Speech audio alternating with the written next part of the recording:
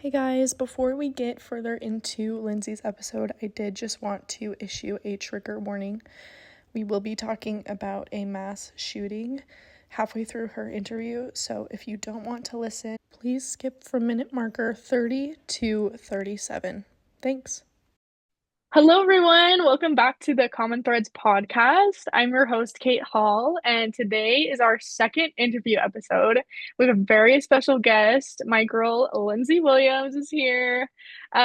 Just a little bit of background. So, Lindsey and I have never actually met in person. We kind of randomly became friends on social media, and ever since, she's just been like such a really great, positive, supportive friend in my life. So, I'm so excited to have her on today.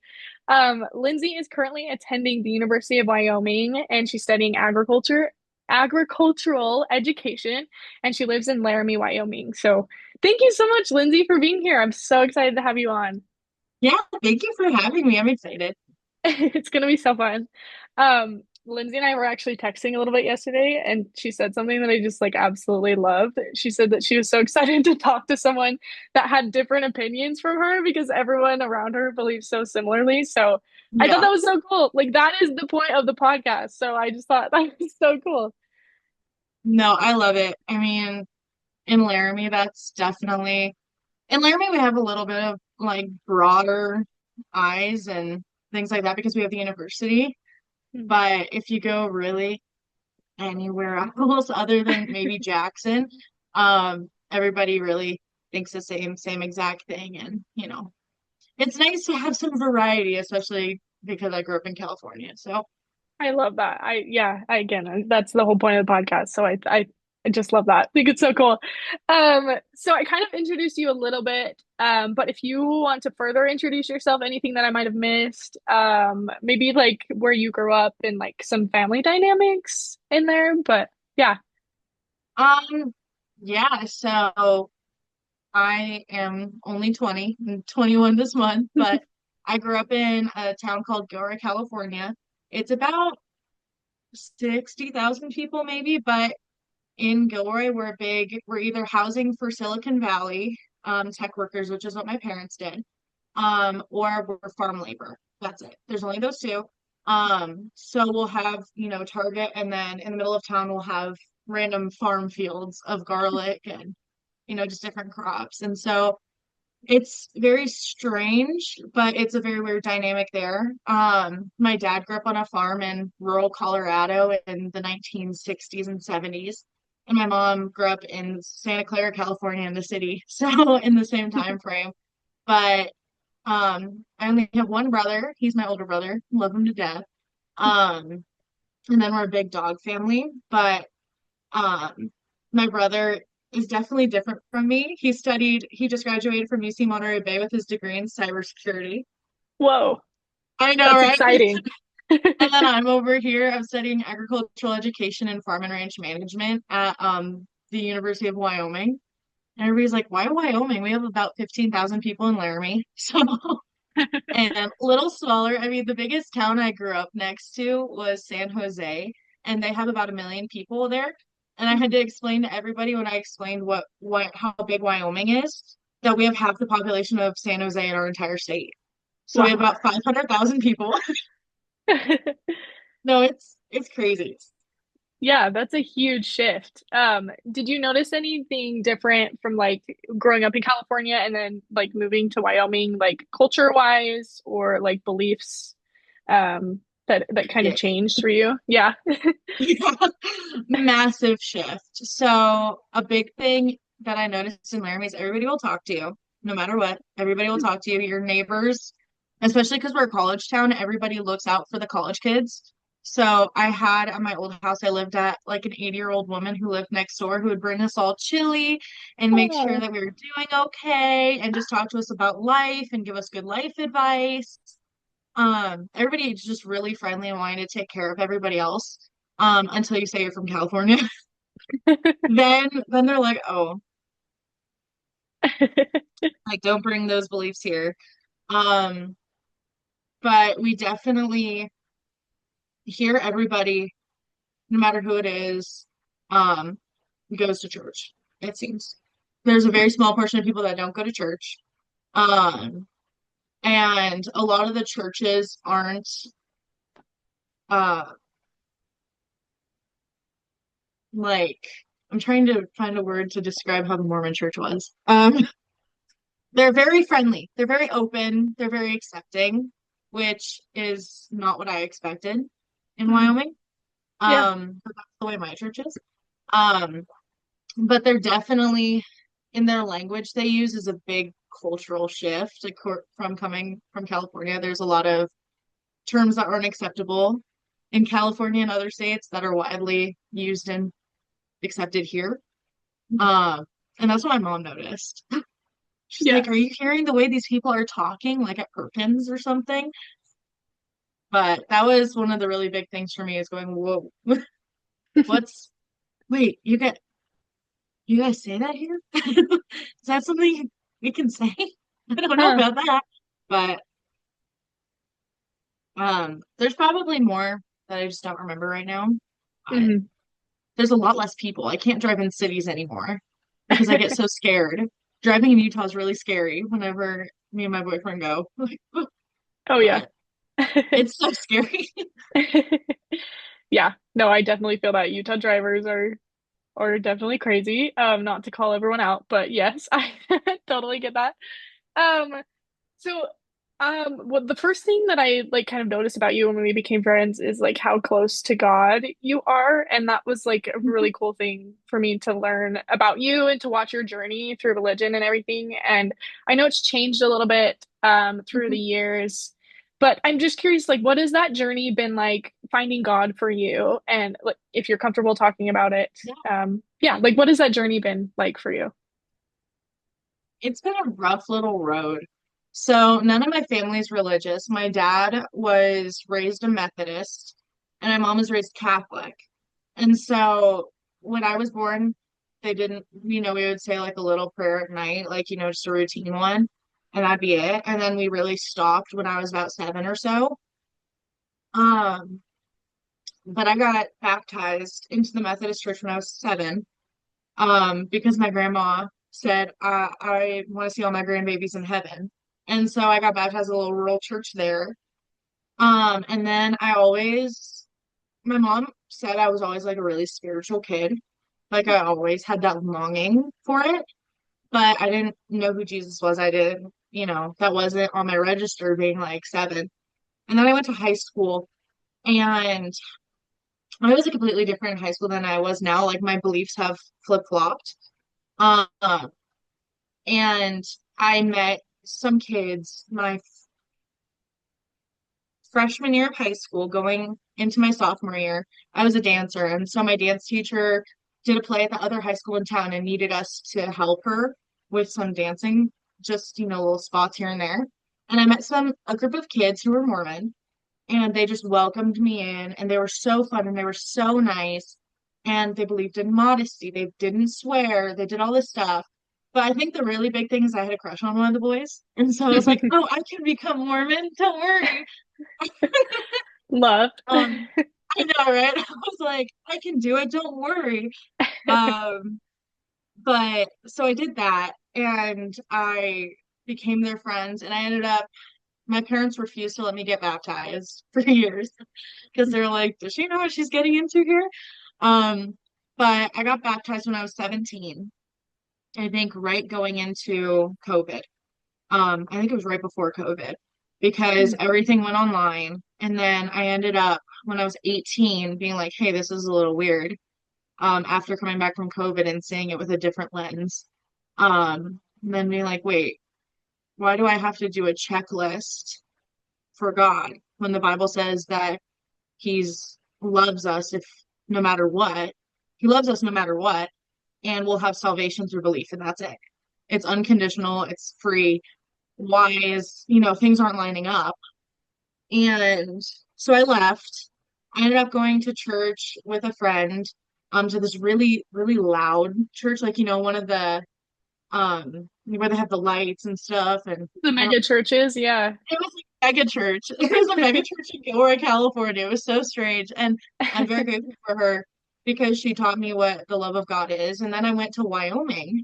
I moved to Wyoming after graduation. And I was like, shoot, I don't know where I'm supposed to go from here. What do I do? Um, because I don't want to go back to another mega church. That scared me. It was just very loud. I don't like loud. Um, but a friend of mine, Holly, she invited me to her church way out of town. So I drive about 40 minutes to church every week. Wow. Way out of town because that's the nearest town is Centennial. It's about 40 minutes away. Hmm. Um, it's about 200 people maybe, like in the entire town. And Wow. so I ended up going out there. They do just traditional hymns and, um, very, very calm, very kind people, very welcoming, very accepting, which, it's an old cowboy church. So you wear your best jeans and, go. I love that. And all they do is talk about what the Bible actually says.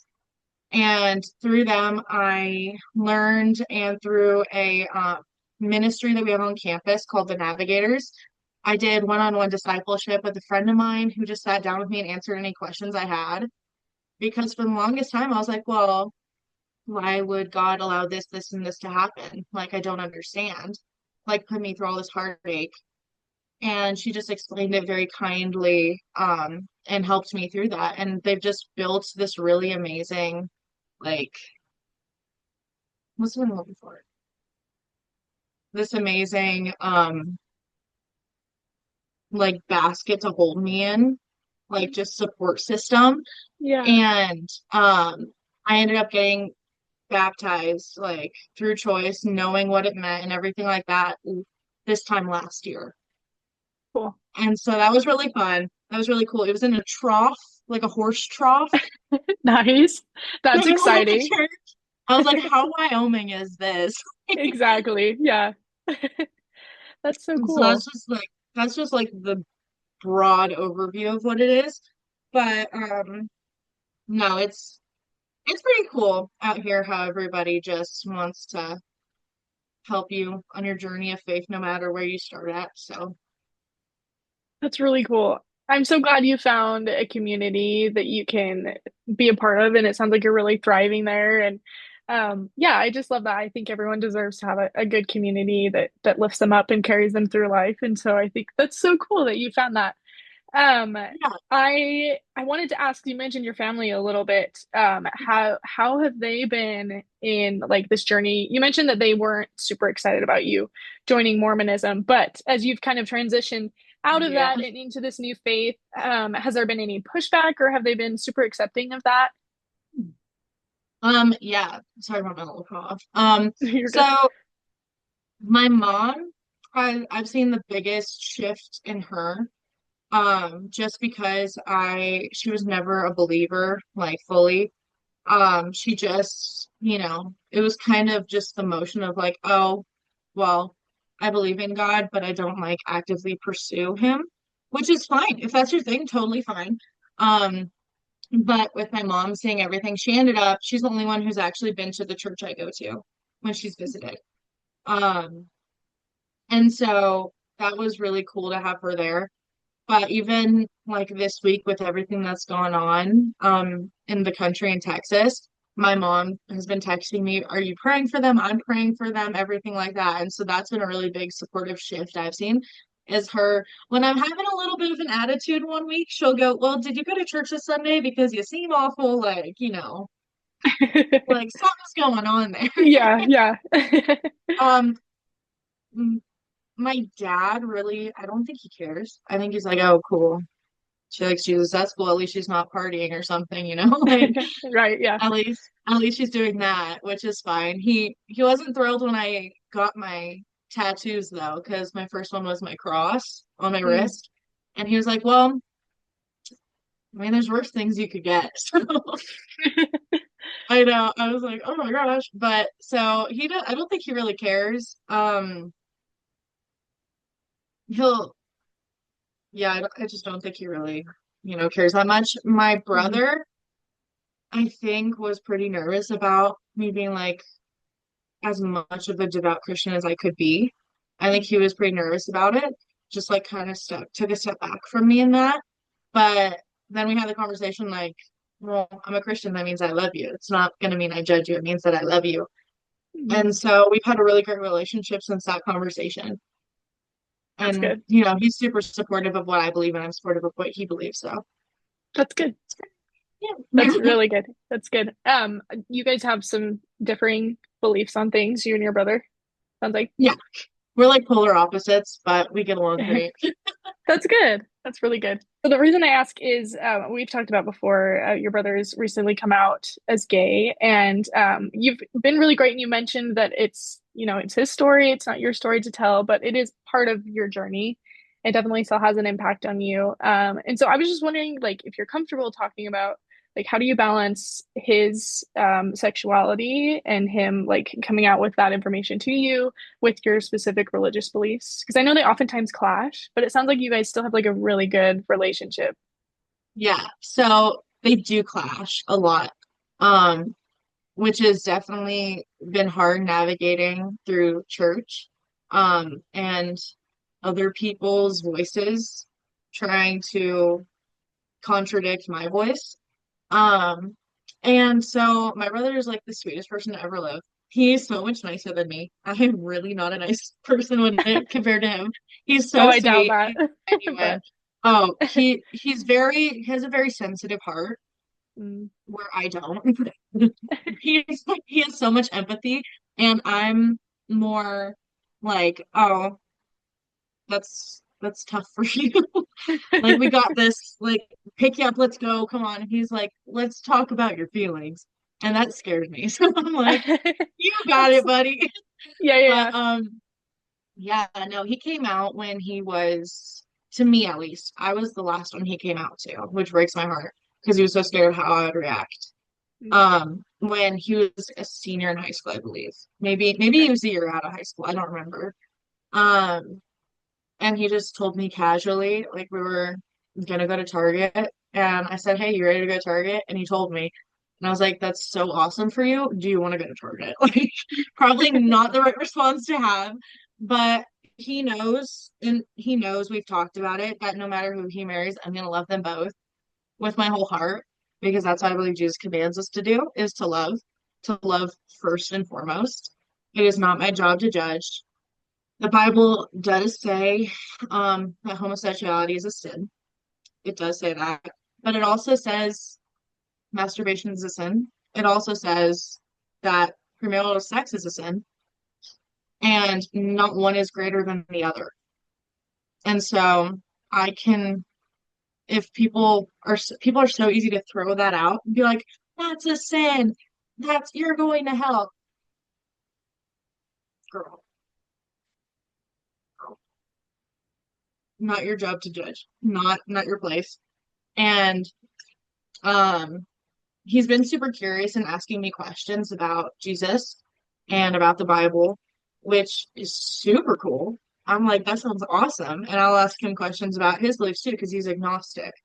Mhm. Um, and so where there's judgment, I choose to love my brother and to accept my brother and whoever he decides to love. That is, I will love them just as long as they're good enough for him. So Right, right. that's my, I'm like, but he, he told me that, or he didn't tell me, my mom told me I was the last one he told. And all of my dad's family in Colorado, um, that we would expect to be, a little more rigid than the California family. Um, they've been like open arms, like, hell yeah, let's go. Sounds awesome. Get it. Just so excited and happy. And so has the California family. Like my aunt is also gay. Um, she lost her wife a couple of years ago, and she was like, and so everybody's been really open and accepting, and I think it took him by surprise. So Yeah. that's I'm excited about that. But I don't know if I answered that question fully. If there's another part of it, I'm trying to No, remember. that was perfect. That was perfect. Perfect. Yeah, you did great. That was awesome. Um, no, I love that so much that you guys have like such a strong relationship. I think that's like the ultimate sign of like love and respect for each other is when you have like you are so polar opposite and you have so different beliefs, but you're willing to like, I love that he's asking you about your faith journey and you're asking him about his journey. And like, it just shows like that, when you love someone, you really care about someone, like those things don't really matter. Like they're important, obviously, but Yeah, like at the end of the day, he's your brother and you're his sister and you guys love each other. And I just think that's so cool that you guys have kind of worked through that and yeah, have a good relationship. it's pretty awesome. It was definitely a journey because we're not the siblings that talk every day or call each other, but we'll send memes back and forth like all the time. And when we see each other, he's super, super quiet, very computer oriented. And I was ready to call him right before this to be like, how do I use this Bluetooth? I'm so confused. But yeah, no, his political beliefs are completely polar opposite of mine, I believe. Like I know some of it, but we also like to keep our cards close to our chest, um, to prevent rifts. So within the house and within, friends and family and things like that. So I was Yeah. like, yeah, No, I think that's great. And yeah, you don't have to talk about everything with everyone, you can keep your beliefs and he yeah. can have his beliefs. But yeah, I think that's so And we cool. respect each other's beliefs too. So Yeah, I think I that's love that. great. That's so cool. Yeah. So I wanted to transition a little bit to a different topic. You mentioned a little bit, you talked about high school a little bit. But in your survey, you mentioned that you attended a predominantly Hispanic high school. Hmm. And I'm just curious, like, what was your experience there, and like, how did that affect how you saw the world at that time in your life? Yeah. Um, so I think first I have to tell you about we have two high schools in Gilroy. We have one called Christopher High School and one called Gilroy High School. And Christopher High School is on the better side of town where there's new homes.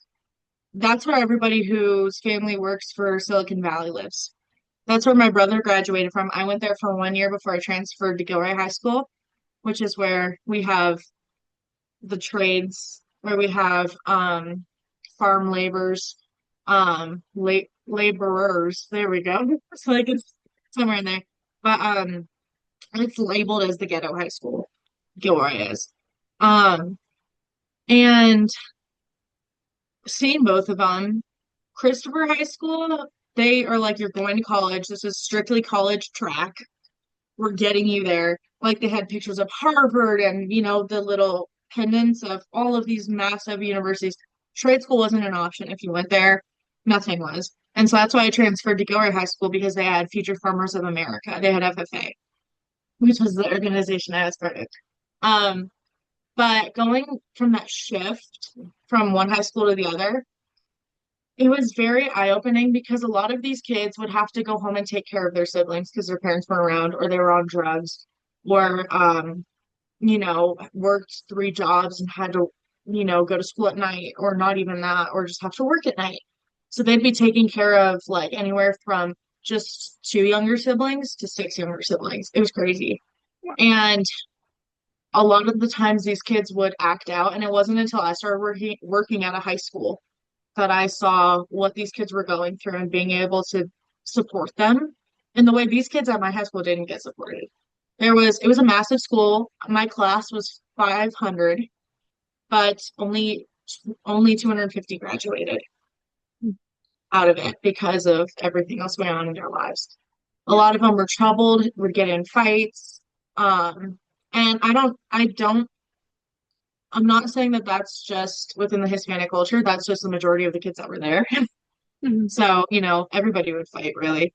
Um, and it was very strange because I never really explored outside of my little groups. I was part of choir, I was part of FFA, and so I was really just sticking to those groups.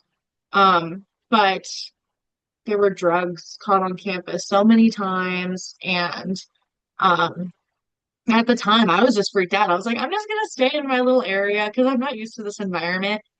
But I always knew when people would talk about me in the bathroom, um, or anything like that because the they'd always just use the word for white and or they'd call me gringa or something like that.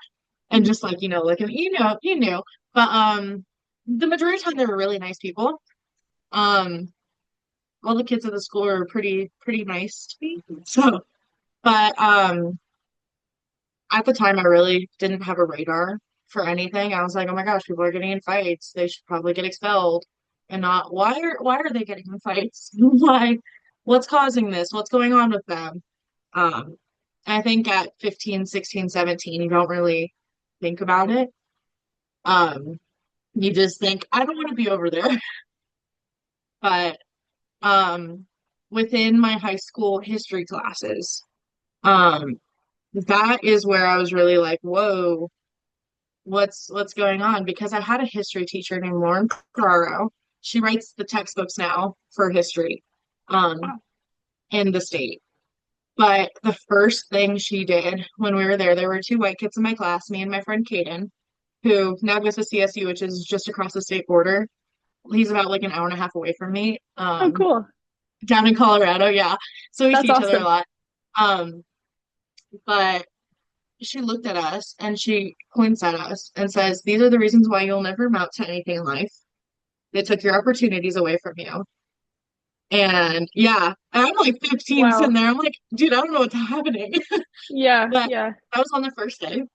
Wow. Oh my And so I gosh. was like, my thought looking back on it now, because I just remember being really flustered, Yeah. was let's talk about history, but let's not point each other against each other. Let's unite everyone, not point fingers and yell. And her and I butted heads. I had her for another year after during COVID. Mm. So we were always put together, but there was another time when we did a project. I don't even remember what it was. We were like going to different stations around the classroom, and the one she assigned me to was abortion. And at the time, I had just started going to the Mormon church and everything like that. So I was like, hey, I'm not comfortable with this. Like, I don't like this is something I'm not comfortable with. And I voiced that. She said, well, I'm going to fail you for the day then. And at the time, Wow. Yeah. I was like, I'm scared. Yeah. But no, there was just some weird things that always happened. And there was other teachers that would do the same thing to the Hispanic kids. Mm. And it's like, that's not cool to do it to anybody, Yeah. period. No matter their race. I was like, that's just not the vibe, dude. But yeah, that was kind of what it was like. And that's when I started um definitely getting into politics, was being in her class for those 2 years. Mm. I was like, what if I looked into it? What if I actually thought about this for more than the 2 seconds of the assignment that I don't want to do? Like, Yeah. Yeah, exactly. No, I think that's really cool, that you like wanted to know the reasons why. Did that clash with anything that you were like believing because of your parents or anything, like any beliefs at home? You mentioned that you switched schools, so I'm just wondering, like, was there yeah. like a difference in opinion from what you were seeing at school and then what you were being like taught in your home? See, my parents are really freaking cool. They don't care what we believe. They just care. They said, I don't know, I don't care what your opinion is as long as you have one, is what my mom Mhm. always said. And I was like, how cool is it that my parents encouraged me to have my own opinion and to do my own research into anything? Like, it Yeah. just so happens that my dad and I are very similar people, like very similar tempers, and I'm definitely his kid. And so, um, versus my mom and my brother are very similar. And so, like they don't care that my brother believes more left thinking and I believe, somewhat more right thinking. Mhm. And at school, what I was being taught was definitely more on the left side than I was, or than I became. Um, and so I don't think we really heard anything at home other than, every now and then we'd see something on my news and my dad would be like, are you seeing this? Like, Yeah. just dad stuff. But I think it wasn't until COVID, which happened my junior year, that what I was hearing at home and what I was hearing at school were really starting to clash. Mm. Um, especially because I was listening to every podcast I could. I was watching every news outlet I could. I got super involved with it, which probably brought on a lot more stress than was necessary. But um, that's when that and when we went back to school because I have really bad sensory issues, so I couldn't wear a mask for long periods of time. So I'd have Mm. to take breaks. I'd have to, in my ag class, I didn't wear one because there was like four kids there. There was Yeah. almost nobody there, and we were super spread apart.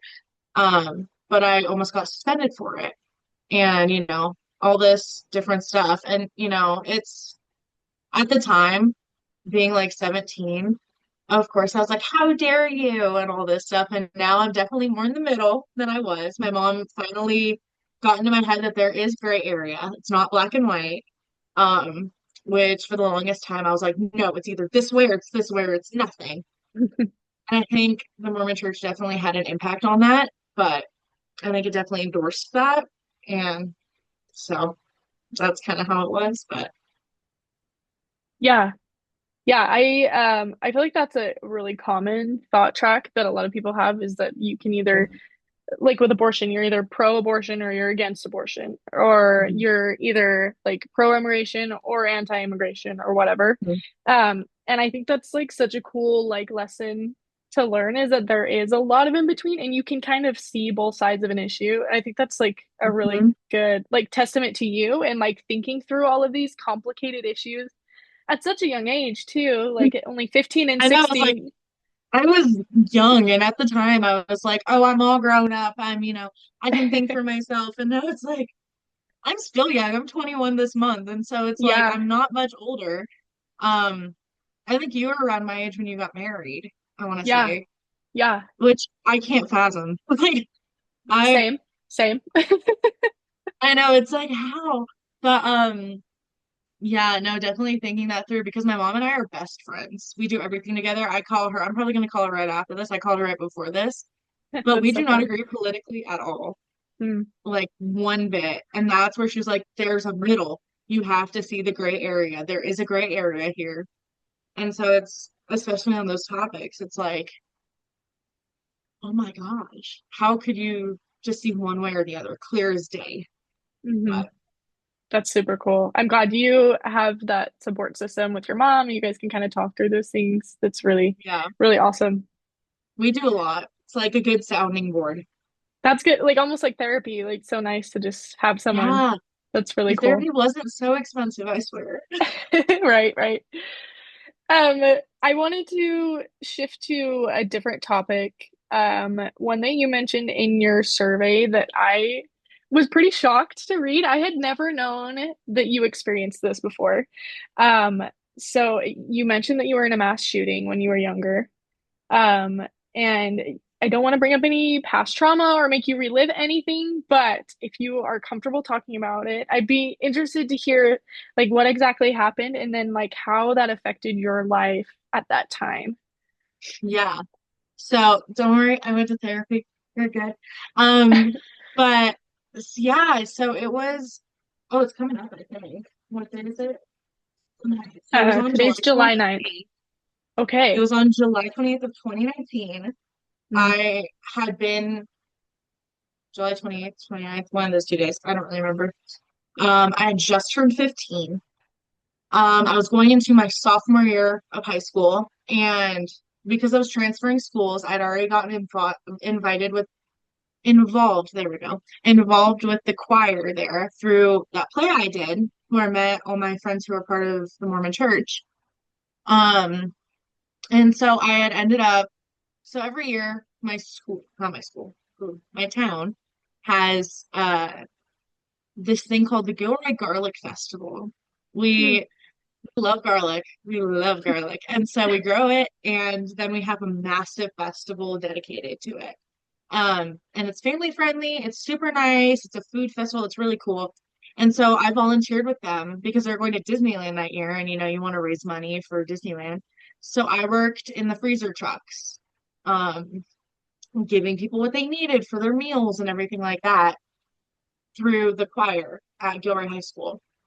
And it was the second I think it was the last day of the festival. And I'm trying to remember. It's been a long time. It's been like Yeah. 6 years this year. Wow. That's crazy. That's crazy. Um, so yeah, it was the last day of the festival. I was not supposed to be working, but I picked up an extra shift anyways. Mm. It's crazy how we look back at life choices. But Right, so I right. did that, and around the afternoon, we are getting close to closing, and we started hearing what sounded like fireworks.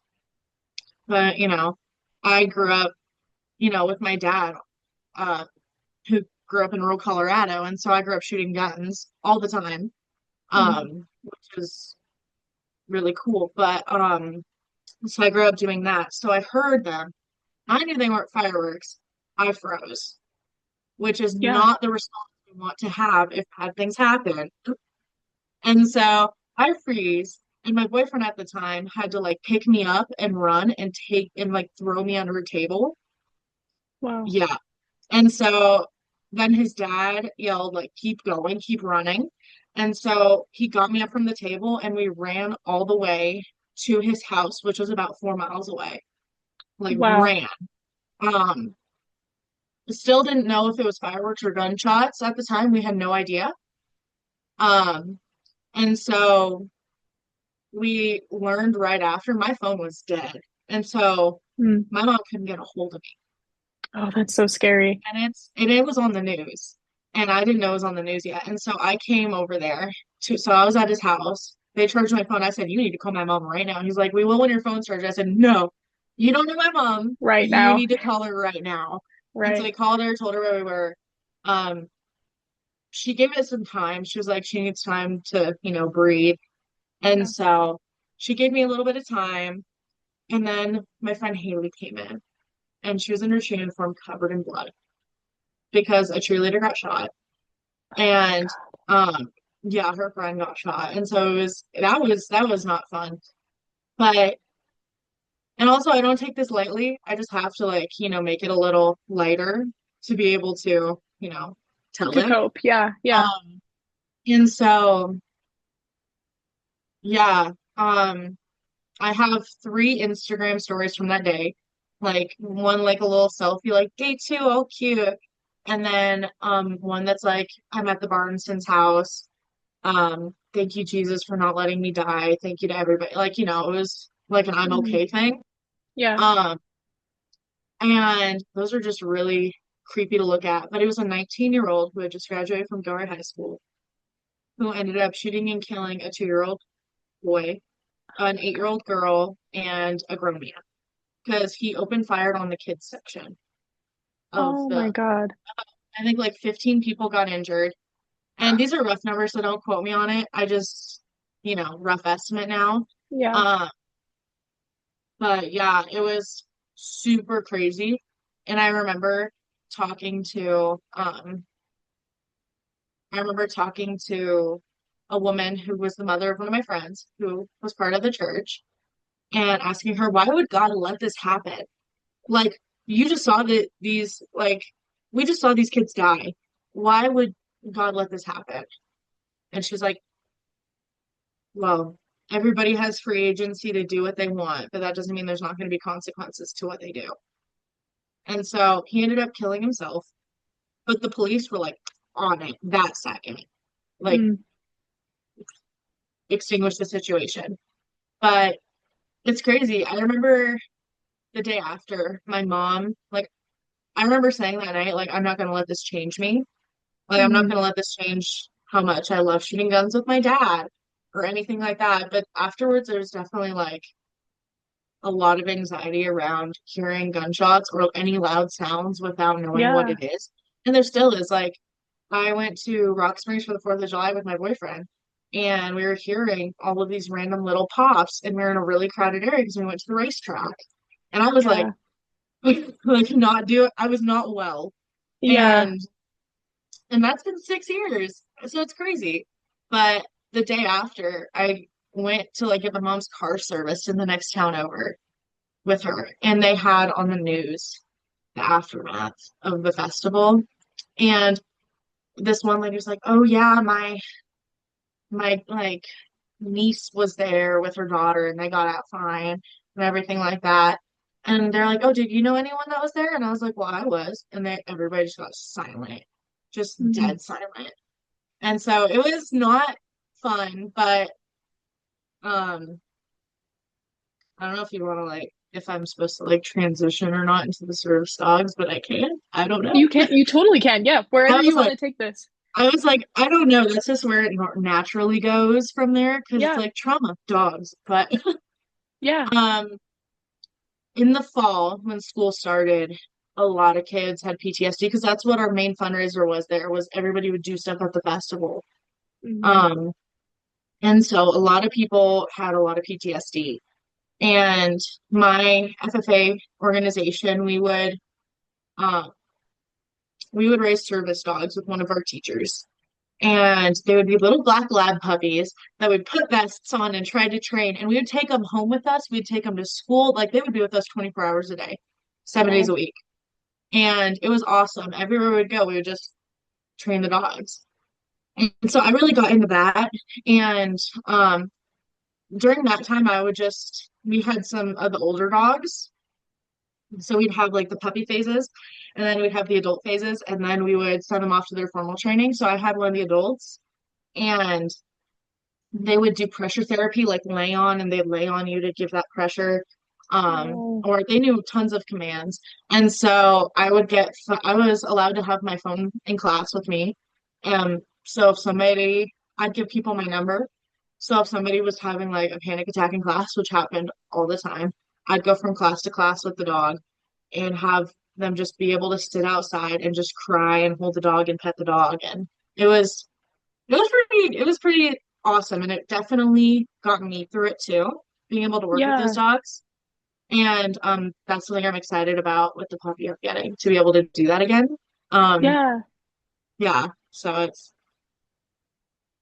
it's pretty amazing. But Yeah, that's a really sweet experience after like so much tragedy to be able to be in a position that you can help other people get through that. Mhm. So I think It that's helps you a really lot cool. too mentally. Yeah, well, and dogs are just so like in tune with everything. Like Oh, they yeah. feel our emotions. They sense so much more than like we can about other people. And so that's really cool that you got to do that. Thank you for sharing that experience and being vulnerable. I know how hard it is to talk about this stuff. I've been in a somewhat similar situation. A kid brought a bomb to my high school and tried to Oh take my all of us out. gosh. So I know like how heavy that is to carry and like even years later, like it's been for me, it's been 7 or 8 years. Like you said, it's been 6 years for you, but um yeah, I just appreciate you being vulnerable and willing to share that with us. I did have one follow-up question. Did that experience, did that change any specific beliefs that you had at the time, like specifically with maybe gun laws or like community safety? Um, yeah, did that change anything for you, or since that experience, have you kind of evolved some of those thoughts? So this is where a lot of the time it gets controversial with people. Um, I would visit my dad's old high school in Colorado, and every teacher there carried a gun. And I have never felt safer in my life than Hmm. at that high school. I felt protected, like I was gonna be okay. There's also like 50 people there, but like Yeah, yeah. total. Um, but I definitely um like as I'm about to turn 21, I'm gonna be able to legally conceal carry, which living in Wyoming, I plan on doing just Hmm. because um I live with two other girls. That's it, in an apartment, and the nearest town's 40 minutes away. Like Yeah, it's minimum 40 minutes away. And so it's like in the middle of nowhere. And so for me, since I grew up with them, it makes me feel safe rather than threatened in a way, just because I grew up with it. And so and I know how to use them and I know gun safety. And I feel like if you're going to have them in the house, everyone in that house has to know safety, has to know safety, has to know, just don't be dumb. Don't be dumb. Like, honestly. Um, and at the time, telling myself, like, I won't let this change me or change how I view it. I definitely, it's definitely gotten harder since then to buy again, like with restrictions and everything like that, which, props to them, you do you. Like, it's tough, but criminals will always get guns no matter what.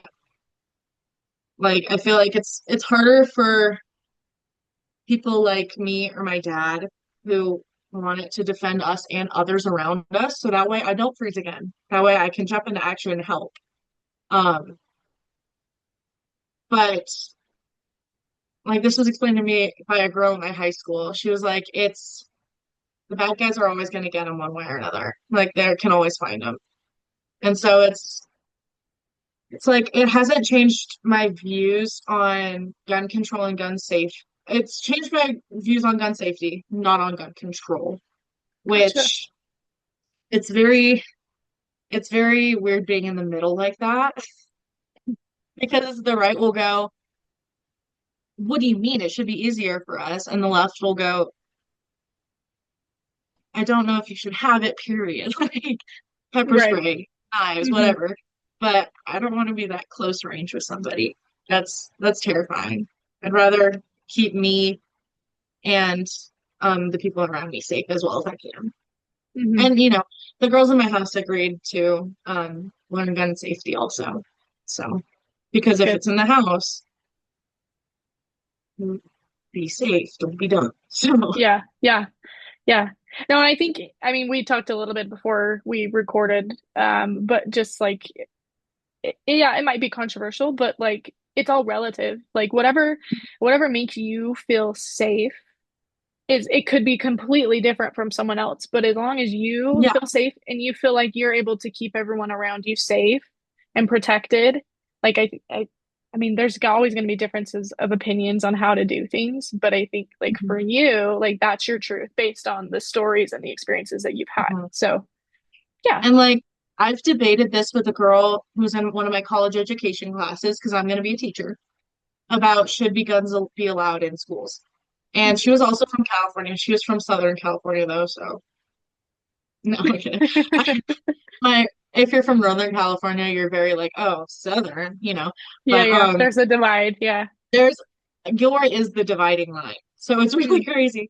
Um, but she was just screaming at me, telling me I was a horrible person because I believed that I want to carry a gun Mhm. when I'm a teacher. And I was like, let's just talk. She was like, well, I was in a mass shooting. I was like, same, let's talk.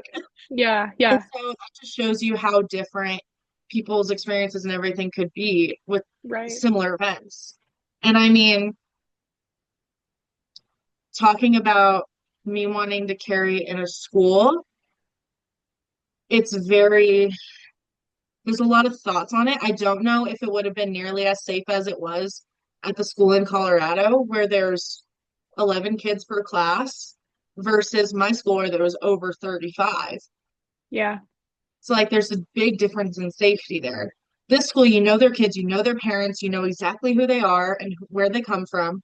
You don't know anything about these kids if there's 35, 40 kids per class, or their safety, or what they might do if they're reactive or not. So Hmm. it's a really big, everything's just like a continuing ball, a snowball, just getting bigger and bigger. Hmm. So Yeah. it's really strange. No, I appreciate that perspective too, because like you said, you can have totally similar experiences and take two different approaches to it. And so, Yeah, I mean, this is each just are like valid. how, yeah, So no, absolutely. Yeah. yeah, So I appreciate that. The last thing I wanted to ask you about before we move on is you're currently studying ag education and you want to be a teacher. So tell us a little bit about that and like how you chose that major and what you're hoping to accomplish with that career goal. yeah. So being in FFA, Future Farmers of America, it's an organization that prepares young people for careers in agriculture, in public speaking, in any division of life you can imagine. But we do speaking competitions. You raise livestock. You can do whatever you want. I raised service dogs and did a lot of public speaking. Um, and I just fell in love with it, especially after the shooting and everything happened. We people like my friends and everything, we craved a safe place or like somewhere where we could just go and forget everything. And for me, that was my art class. And so I really head on went into it. I became the vice president. I could do as much as I did as much as I could, even though I was a year behind everybody else. And so I fell in love with it and I was when I was choosing in college, I was debating, do I want to go to like nursing or do I want to be a teacher? And my dad was like, be a nurse, you make more money. But I was like, no, I can't live without ag. I can't live without education.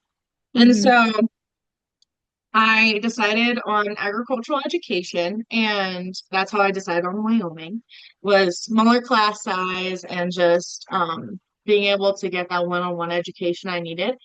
Um, and so I hope that through me being an ag advisor, I can help the other kids safe spaces and help other kids find out that ag is for them, no matter if they're from a city or if they're from, you know, the boonies. Like you will have a place here. And that's something that was definitely part of my experience. I was like, well, I grew up in a cul-de-sac. I didn't grow up on a farm. I didn't do any of this. And they just said, okay, let's go from there. And that's what I hope to accomplish in being able to help other people find their career, learn to public speak, because that is so helpful. No matter what career you want to go into, public speaking, you always need it. Um, and just really make sure that kids are taken care of. That if you have to go home and take care of six other siblings, that this time is about you and about doing what's best for you and where you want to go from there. So Hmm.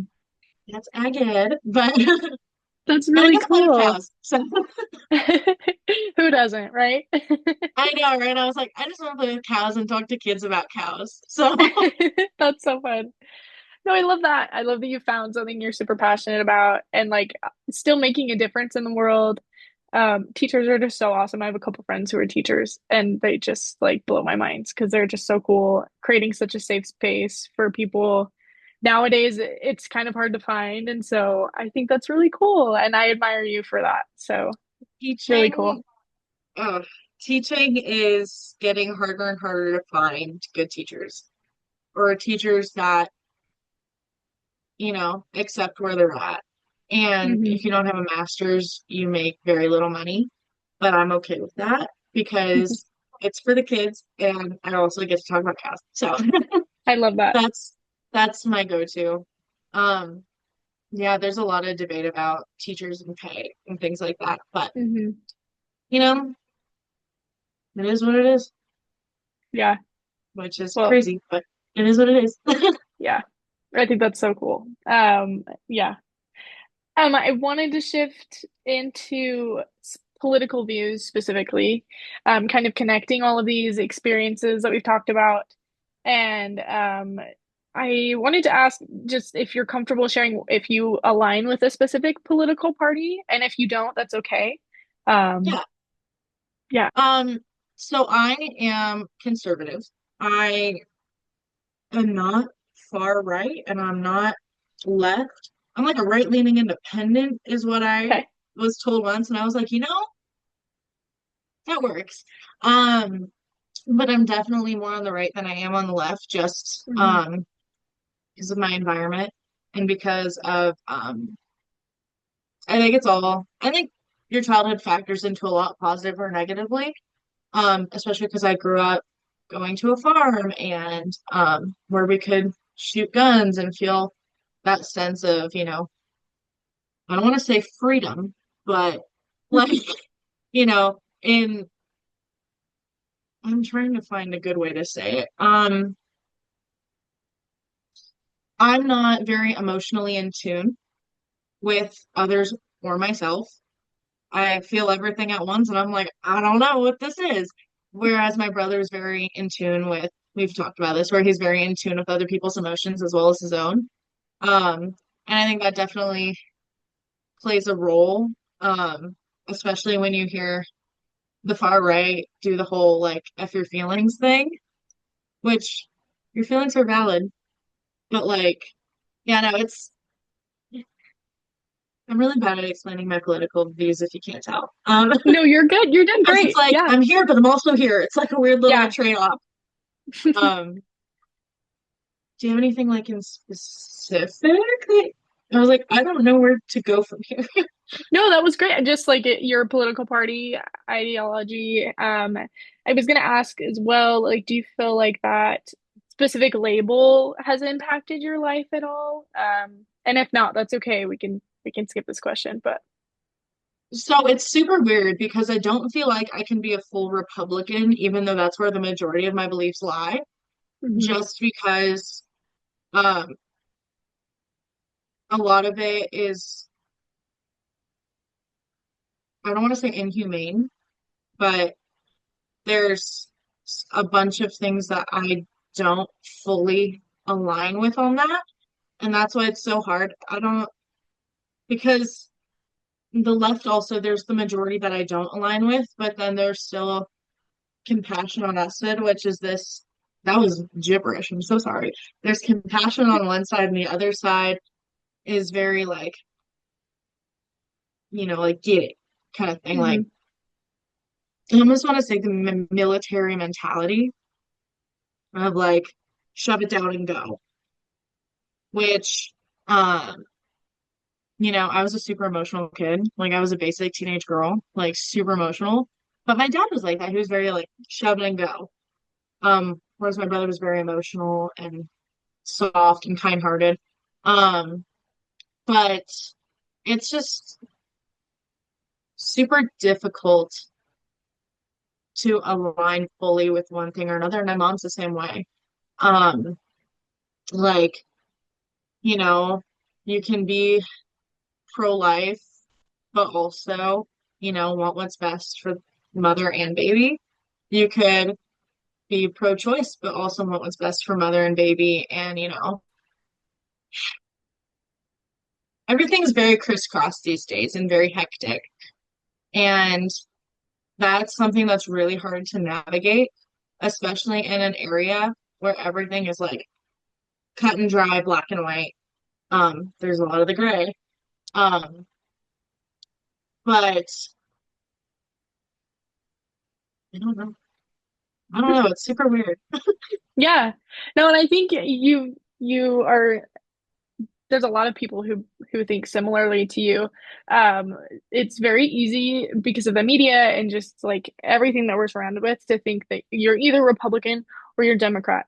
And the people who are Republican believe like everything the Republican Party teaches, and the same with like the Democratic Party, right? Yeah. But I think the majority, and this is something I learned in college in studying politics, and I can't remember the specific statistic, but it was like upwards of 80% of Americans find themselves somewhere in the middle, but they feel Hmm. forced to like pick a side and stuff. And so, yeah, you might Yeah. be more Republican than you are Democrat, but that doesn't mean that you have to accept every single thing that the Republican Hmm. Party does. So, yeah, Yeah. I think a lot of people are That sympathetic to where you're that's what coming I from. do.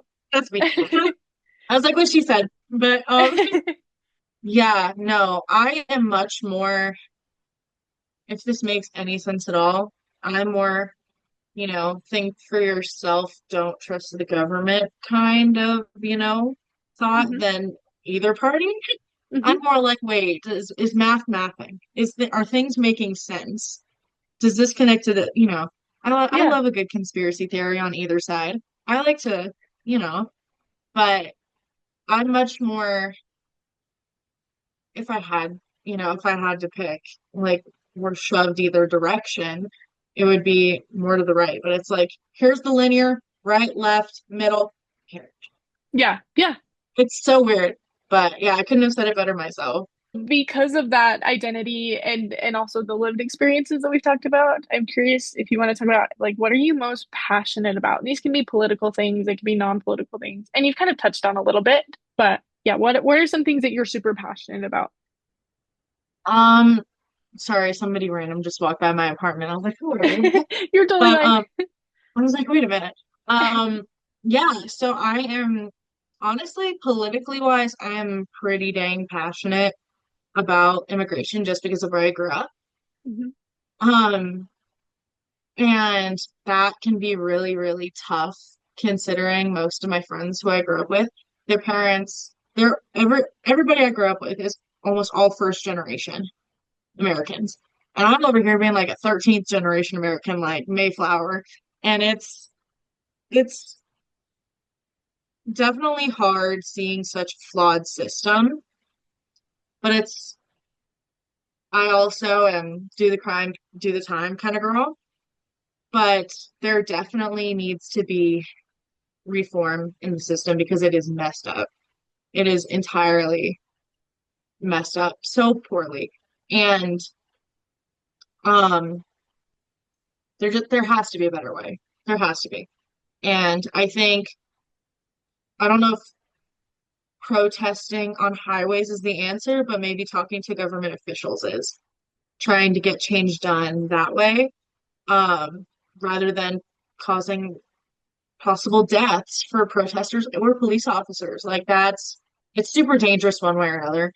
And so I'm pretty passionate about that, but also I'm pretty passionate about uh, what am I looking at? What am I thinking about? I'm thinking about schools and education. That's why I went into teaching. Like we've Yeah. talked about before, is I definitely when I went into teaching, I wasn't as informed as I am now. Since I worked at a high school as a para for quite a while, I got to see so many different aspects of children's lives and how teachers can support these students that are going through it at home. Um, that's really something I'm passionate about. And even when we were talking earlier, we brought up the word abortion and things like that. And that's somewhere my mom has brought in some gray area because personally, I believe every child has a right to life, just like anybody in the United States who's a citizen, life, liberty, and the pursuit of happiness. Um, but if someone's gonna die, if someone's hurt, if things are happening as they should not, and especially in our medical system, how mothers are treated in the delivery room is so foul. So foul. Oh my gosh. But that is definitely something I'm passionate about. But with that has to come change in care after the child is born because the foster care system is jacked up. And so it's just it's all a mess and everything. Every opinion I have, there's change that needs to happen within it. There's things that need to happen to make it better. And there's things, of course, that go into it like rape, incest, all that. And while that's a tiny fraction of it, it leads to a much bigger issue of family dynamics, what's happening within households. And, going with households and the homeless problem in California, crazy, insane. It's absolutely insane. And Mhm. especially the homeless veteran problem, mental health services for those veterans or for those homeless. It's just everything has a problem and a cause. And again, everything's snowballing. So I couldn't imagine being a politician and having to think about all of that all hours of the day. Oh, Right. too much. But I don't know if that answered your question at all. Yeah, yeah, But no, that was perfect. Yeah. I was like, Those are that was some a really lot. good. No, that was good. Some really good things that you're very passionate about, and I'm glad you were able to share those. Um, Shifting into just some final thoughts. First question is, what do you hope that people take away from this interview? So what I hope people take away from this interview is that on the surface, you might see someone and be like, oh, she's a Republican. She believes, you know, in taking away women's rights is a really big hot topic in um politics right now. Or she believes in deport everyone and just leave the system as it is, or she believes this or that or whatever. Um, and that's not the case a lot of the time. A lot of the time, people have you never know people's stories, even if you've known them since what, 2019? We've known each other. Yeah. I think over like a skirt pattern or something. But yeah, no, I hope people know that there are people who also want to look out for your children. If you agree with them or not, they'll always be loved. Um, and uh, just don't judge a person by their political beliefs or by, what you think who you think they are before you know them. And just just love everyone like Christ did. Don't judge them. That's not your job. It's not your place. But of course use, your brain, think, is should I be friends with this person or not? But don't just go out and say, oh, I don't like her because she thinks differently than me. Hmm. You know, don't judge a book by their cover. So Yeah. yeah. I think that's the perfect segue to my final question for you. What do you wish that people better understood about you and others who see the world similarly to you? Just that we're trying our best. We're trying our best to navigate how politics goes into everything and where we not should be, but where we are. Because that I think is a really big portion of it is we're not looking at where we should be, we're looking at where we are and trying to find that independence instead of just, blindly turning and going. Um, Trying to find that gray area. And that's definitely something that I wish people understood more, especially here in Laramie, is that um there is gray area and I just wish we could find it without somebody like turning their head and going, I don't like that. That's crazy. You're crazy. Um, so that's about it. I love that. I love that. But thank you so much for sharing all your life experiences. Is there anything else that you want to share before we wrap? Um, no, but I did, this is way after the fact, but I totally did think of another culture shock Okay, yeah, if you want to share. that I think it adds to a lot. The Yeah. dropout rate. Oh my gosh. The dropout rate for students is so high here. Mm-hmm. Um, which I never saw anybody drop out of high school before, but Mm-hmm. it's so common here. It's just common knowledge, like, oh, I want to drop out. Okay, go drop out. And they just don't In finish high Wyoming, you're school. saying? Yeah, in Wyoming. Mm-hmm. In Laramie specifically is where I've seen it. But dropping out is just so normalized, Hmm. which is so strange to me because that was never a thought. A second thought we had is just, oh, yeah, just drop out if you don't like school. That was never an option for us at our high school. Hmm. So that was definitely something I saw and was like, what are you talking about? But I think that was it. Thank you so much for being on the show and sharing your experiences. I loved getting to learn more about you, and I'm so excited for everyone to hear this episode. So thank I you. know. I'm so excited too. Thank you for having me. Yeah.